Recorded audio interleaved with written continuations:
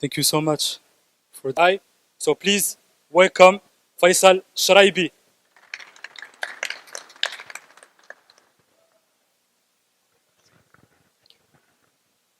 Hi, hello everyone.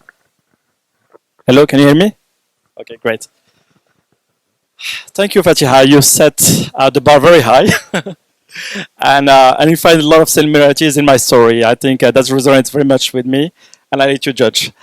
When you reflect on your time, on your journey, whether you're in your 20s, on your 40s, in your 50s, you'll find that very often you'll be going against the current. You're swimming against the current.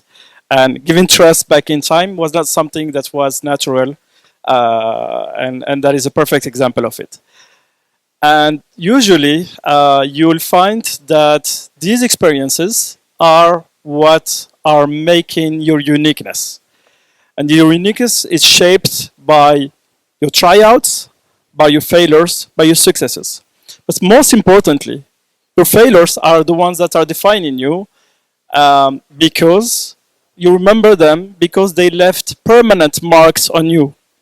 And those marks, when they are driven by purpose, they fuel the grit, they fuel the resilience. I'm Faisal Shraibi. I'm an entrepreneur, and I'm here to tell you a little bit a story.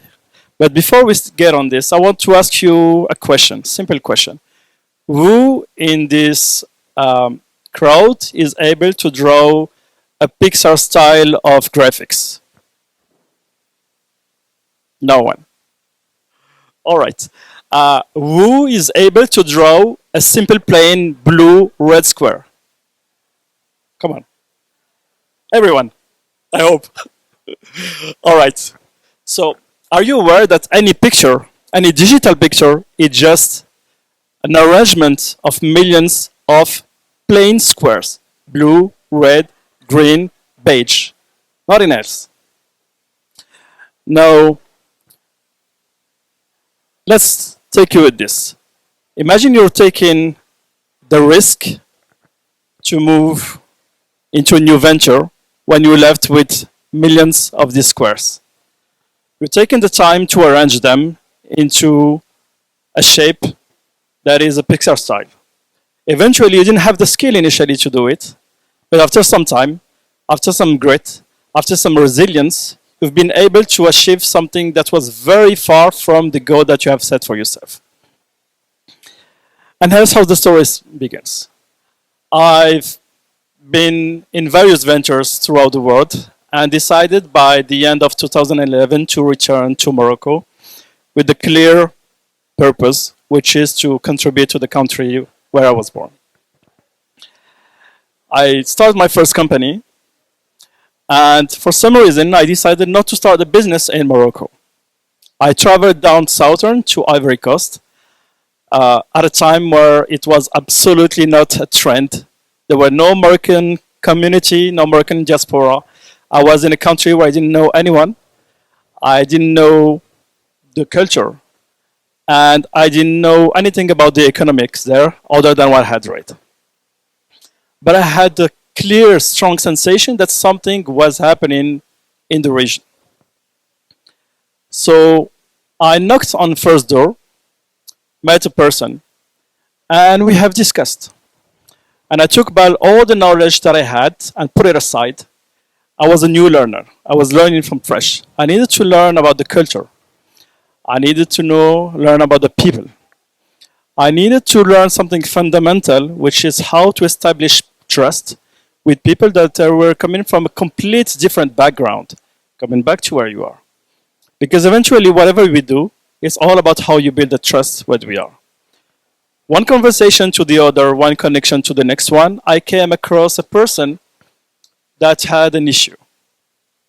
That person was looking at the agricultural value chain, and he says, Faisal, there's a problem that I want to solve. I have absolutely no idea how to do it. Smallholders have the least value across the value chain. From the moment they grow the cashew until the moment it is sold in the supermarket, the price is multiplied by a factor of almost 300, and they get nothing out of it. How do we solve them? How do we cut the line of all these people, the players that are across the value chain that are taking all their parts of the value and doing it. And I had absolutely no idea.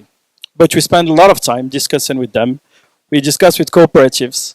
We discussed with farmers. We traveled the country trying to understand how they were operating. We ended up building a kind of platform where we onboarded the cooperatives, hundreds of thousands,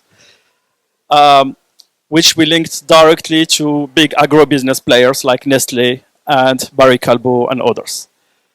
The result of this was that for hundreds of thousands of people that were growing crops like cashew, coffee, rice, and any other crops, they've been able to reduce their depletion of stock from several weeks to 2 days.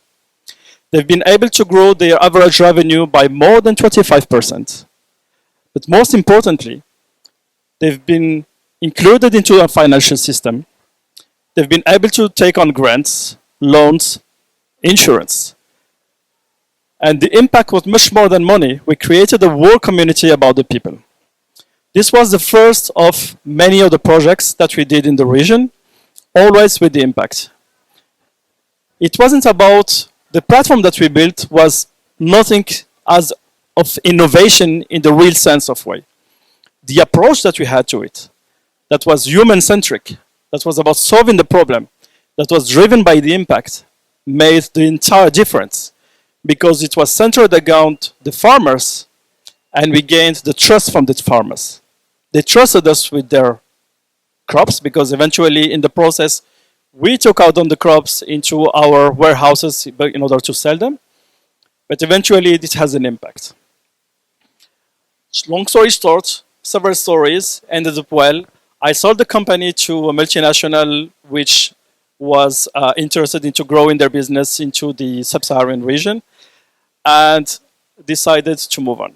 So innovation is never about having the superb idea that no one has thought about. Innovation often comes from incremental try-outs where you're going to experiment various approaches until you find the right one. But most importantly, a successful journey is never a straight line.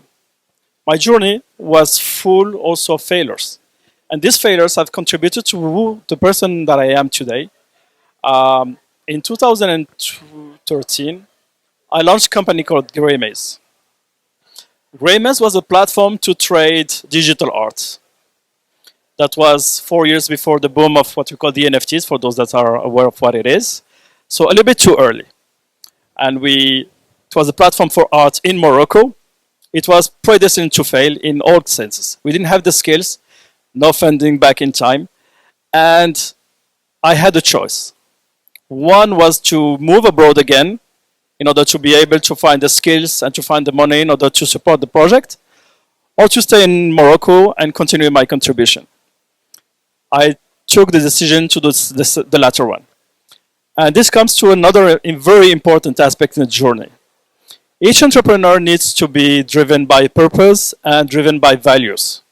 And my values were around how I was going to pay forward to my country, to my community. And this acts as a filter to any decision that I take back in time, today, in any decision. It's never about finding the money. It's easy to find money for a startup. Sometimes you just need to move abroad, talk to the right people, get in the money. But does it contribute to the vision that you have set to yourself? It is the right question that you need to have. Short gains should never deviate you from your purpose. Short gains should never take you on a different path from the one that you have to take.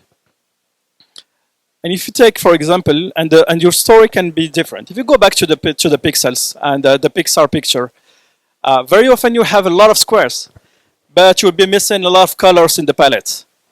And eventually you have to choose whether you have to change the skin of your character.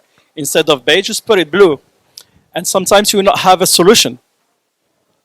Then you need to change. The monster, the funny monster that you had, becomes a fluffy dog that is creating an emotional relationship with another character. And this is what we call a pivot. And the pivot is essential in any entrepreneurship. It is about having the humility at some point of time to say, I'm not on the right path. I need to take a step back. I need to reflect. I need to choose what is right, taking me forward to the right, in the right direction. And my path, just like most entrepreneurs, is full of pivots at any point of time. I decided to not draw the monster, but to draw the fluffy dog. And eventually, this becomes the reason why you have the success, because your initial idea was misplaced. But then, with your background, with your experience, you're able to take a different decision that is leading you on a different path. And this is an essential. So, taking the humility with the grit, with the ability to reflect, are all the aspects that are making a success in the entrepreneurial world. And those are the real ingredients of innovation. Innovation, again, is never the big idea. Innovation is the path, is the journey that you're undertaking at each step that are taking you on a very sinuous path until an array. And that never stops. Because you have to remember that at any point of time you're reaching a success, but the way is long and you can very easily climb down the same way. So you need to be able to pivot, to redraw your path on a continuous way. There's no end to it. A few years ago, I started a new venture. My daughter is an HPI, a high potential individual. And at some point of time, we faced an issue with her schooling. The school was not able to sustain her pace. She was getting bored. She did not participate anymore in class. So when she was young, they tried to give her extra work and support her. At some point of time, it was outside of anything that their teachers could support, and we had to find a way. On the other side, she had started to play to undertake other activities. In particular, she started to play competition tennis. So we decided to take her out of the regular school. She went into an online school, and we found a kind of balance for her between her sports and the online school, which allowed some adaptation. But in the very end, I figured out that there was a big problem. Millions, if not tens of millions, hundreds of millions of people are facing similar challenges. The educational system is not able to provide the adapted system for them. I said, how are we going to resolve this? And if no one's doing it, I'm taking on myself to resolve that problem. And it wasn't an easy one. It wasn't an easy one because that was the beginning of a new adventure. I was going out of my comfort zone. I had absolutely no idea on the psychology of education. I don't know how to teach someone. I've done some education, I've been teaching, but I'm nowhere an expert. So taking out of your expert zone, taking again the risk from scratch after more than 25 years of experience into a specific field, and taking a risk again in order to start on something new that can work or can be a failure. Those are some essential bricks that are taking the innovation path forward. The very important and essence of an ecosystem that is succeeding is the ability to take risks in a successive way, but then having the ability to mitigate it by taking stops and milestones at every stage in order to move forward. My journey is still continuing, I think just like many of yours, but I'm happy to continue into that innovation path, into taking that risk path, and trying to bring more impact to my country and to my continent.